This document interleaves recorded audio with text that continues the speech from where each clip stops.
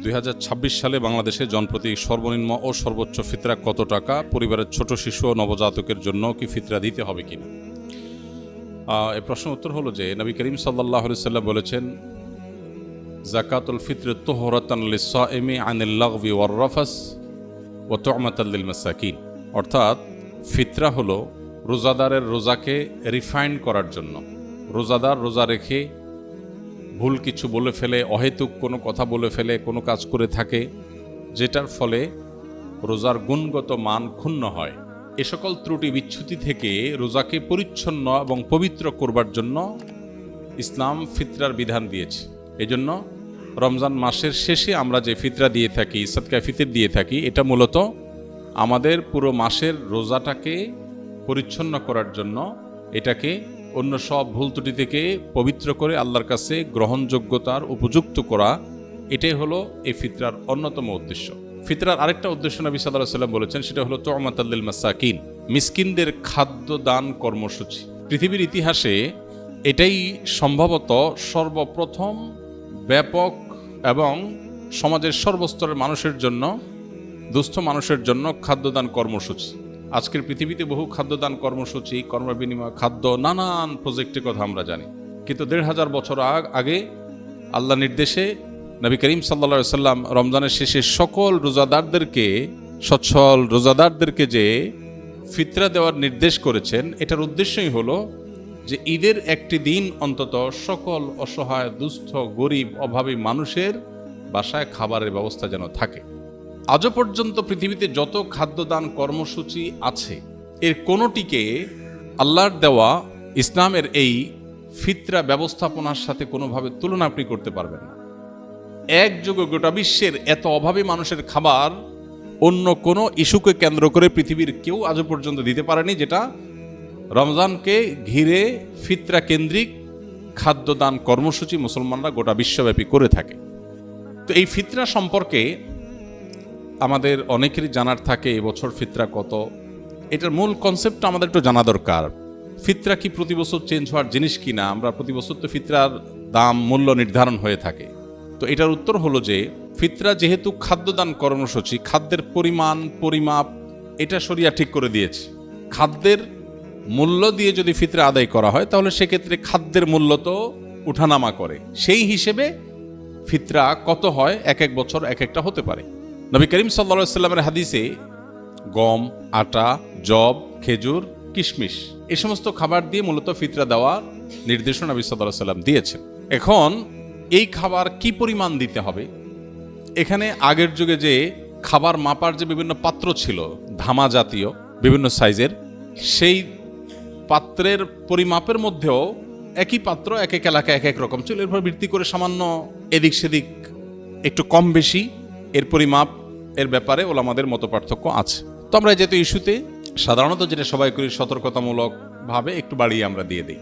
তো এই হলো ফিতরা ব্যবস্থাপনার মূল চিত্র। পরে এক সময় ফুকাহে কেরাম অনেকে গবেষণা করলেন যে নবী করিম সাল্লাল্লাহু আলাইহি সাল্লামের সময়কার পৃথিবীতে সাধারণত পণ্যের বিনিময়ে পণ্যের কেনাবেচা হতো, মুদ্রার বিনিময়ে পণ্যের কেনাবেচা খুবই কম হতো। এখন যেমন পণ্যের বিনিময়ে পণ্য, মানে কেউ চাল দিল, চাল দিয়ে সবজি নিল, এটা যেরকম খুব রেয়ার কেস, সে যুগে মুদ্রা দিয়ে কেনাবেচাটা খুব কম হতো। বিশেষ করে স্থানীয় বাজারগুলোতে মানুষ মুদ্রা দিয়ে পণ্য কেনাবেচা যেমন করত, আবার পণ্য দিয়ে পণ্য কেনাবেচা হতো। অর্থাৎ মুদ্রার ইম্পর্টেন্সি বা এটার ব্যবহার এখন যেরকম গোটা পৃথিবীতে ব্যাপকভাবে এটার উপরে গোটা পৃথিবী দাঁড়িয়ে আছে অনেকটা, তখন সেটা এভাবে ছিল না। এখন গরিবের জন্য খাদ্য দেওয়ার চাইতে নগদ টাকা দিলে তার সুবিধা অনুযায়ী খাদ্য কিনে নেবে, সেটা অধিকতর উত্তম কিনা, এটা হলো প্রশ্নের ব্যাপার। অনেক ওলামাদের মতে এটা যেহেতু গরিবের জন্য বেশি উপযোগী, তার সুবিধা মতো কিনতে পারে, এই জন্য ফিতরা মূলত খাদ্য দান ব্যবস্থাপনাই। তো টাকা দিয়ে দিলে তার মতো সুবিধা করে সে কিনতে পারলো, এ হলো মূল বিষয়। এখানে একটা বিষয় বলে রাখি, আমাদের মতো দেশে হয় অবশ্য বহু মানুষ আছে অভাবী, যাদেরকে ফিতরা দেয়া যেতে পারে, এরকম অভাবী গরিব মানুষ আছে। কিন্তু পৃথিবীতে অনেক দেশ আছে যেখানে আসলে এরকম সারা দেশের মানুষের খাদ্য দেওয়ার মতো ওরকম উপযুক্ত মানুষও খুঁজে পাওয়া যায় না খুব বেশি। যেমন সৌদি আরবে আমি দেখেছি গরিব মানুষরা ফিতরার চাউল তারা খাবার দিয়েই দেন, সৌদি আরব উলামা একরাম টাকা দিয়ে দেওয়া, এর প্রবক্তা নন, তারা খাদ্য দিয়েই দেন, সাধারণত চাল দিয়ে দেন। তো এখন একজনের পক্ষ থেকে তারা 2 কেজি 2.5 কেজি চাল দিয়ে দেন। ফ্যামিলি কয়েকজন হলে ওইভাবে তারা বস্তা করে বিক্রি করেন। দোকানগুলোতে সব রমজান উপলক্ষে ফিতরার চাল বিক্রি হয় বিভিন্ন প্যাকেজে, 5 কেজি 10 কেজির বস্তা। তো আমি দেখেছি যে সেখানে গরিবরা অনেকেই চালের স্তূপ হয়ে যায়, কারণ গরিব তো খুব কম, ফিতরা তো সবাই দিচ্ছে আর সবাই তো চালই দিচ্ছে। তো এমনও দেখা গেছে যে গরিব মহিলা উনি পিক আপে করে মসজিদের সামনে আসছেন চাল কালেকশন করার জন্য, এবং এটা কমন চিত্র সৌদিতে। সবাই যে পরিমাণ চাল দিছে, উনি ওই পিক আপ রেখে দিছে সামনে, রেখে বসে আছে, সবাই চাল এনে এনে ফেলে দিচ্ছে, পিক আপ স্তূপ হয়ে গেছে। পরে এই চালটা কি হয়, বাংলাদেশি ইন্ডিয়ান যারা সেখানে শ্রমিক বা প্রবাসী আছেন, অনেক সময় দেখা যায় যে চাল দাতা কিনেছেন 30 রিয়াল দিয়া, ওইটাই মহিলা বিক্রি করতেছে 15 রিয়ালে। প্রবাসী বাংলাদেশি বা অন্য যারা আছে তারা সেটা কমে কিনে নেয়। তো এইটাতে দিন শেষে আসলে ওই যে গরিব যে তার ক্ষতি হলো, অর্থাৎ লসটা মূলত তার হলো। এটা একটা বাস্তবতা। এর প্রেক্ষিতে ওলামায়ে আহনাফ, অনেক ওলামায়ে ইকরাম বলেন যে ফিতরা যদি টাকা দিয়ে, পয়সা দিয়ে দিলে গরিবের আরো বেশি উপকার হয়, তাহলে সেক্ষেত্রে এটা দিয়েও দেওয়া যাবে, কিন্তু মূল লাইনটা হবে ওই খাদ্যকে কেন্দ্র করে। কথাটা বোঝা গেছে? তো সেই হিসেবে এই বছর সম্ভবত 110 টাকা সর্বনিম্ন, কারণ যে ফিতরা তো কিশমিশ দিয়ে দেওয়া যায়, গম দিয়ে দেওয়া যায়, খেজুর দিয়ে দেওয়া যায়, অতএব ভ্যারি করে। যখন আপনি সবচেয়ে ভালোটা দিয়ে দিবেন, পরিমাণও কম বেশ আছে, এক একটা এক পরিমাণ, তো সবচেয়ে ভালোটাতে যখন দিবেন তখন দাম অনেক বেশি হবে। এই জন্য সর্বোচ্চ ফিতরা এবার ধার্য হয়েছে সম্ভবত 2800 টাকা, আর সর্বনিম্ন 110 টাকা। তো এই যে টাকা, আপনি কি টাকা দিবেন নাকি খাদ্য দিবেন?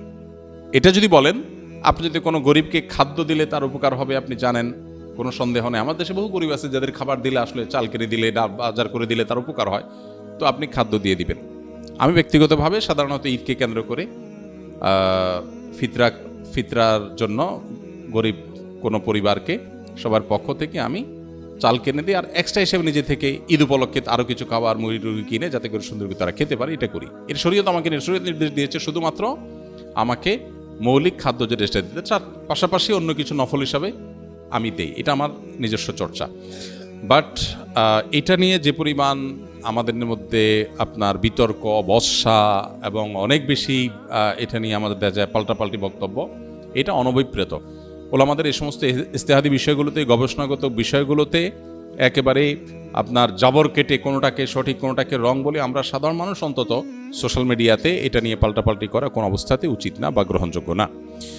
আর ফিতরা দেওয়ার ক্ষেত্রে বাচ্চাদের পক্ষ থেকে ফিতরা দিতে হয়।